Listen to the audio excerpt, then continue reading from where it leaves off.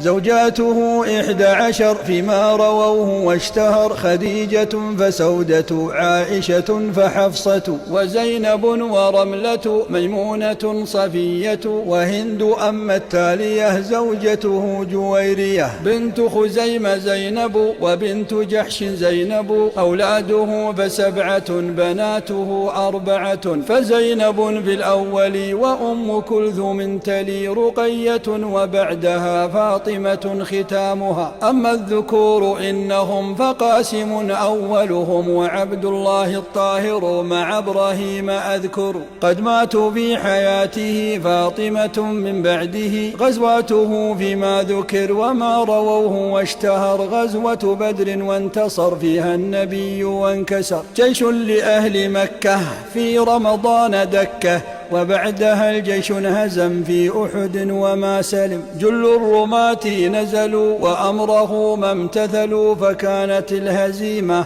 شديدة أليمة.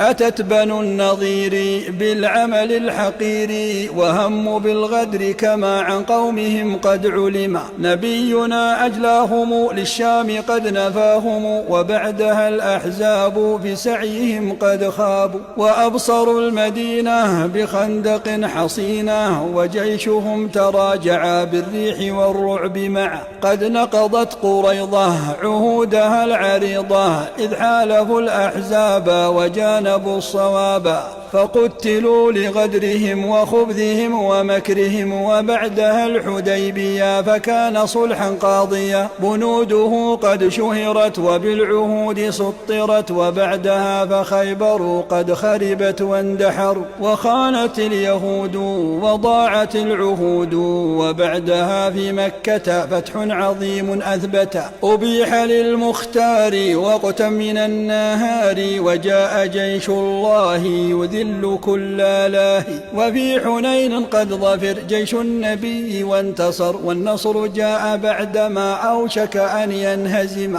آخرها فأثبتي غزوة جيش العسرة، إلى تبوك سار يطهر الديار. وبعدها الوداع بحجة تذاع، أحداثها قد شهرت وفي الحديث ذكرت. اليوم أكملت لكم بها تمام دينكم، في عامه 11 في يومه 12. وفي ربيع الأول وفاة خير الرسل، أظلمت المدينة وأصبحت حزينة. وقد بكى الجميع وانهالت الدموع، لفقد ذاك الهادي من شرف النوادي.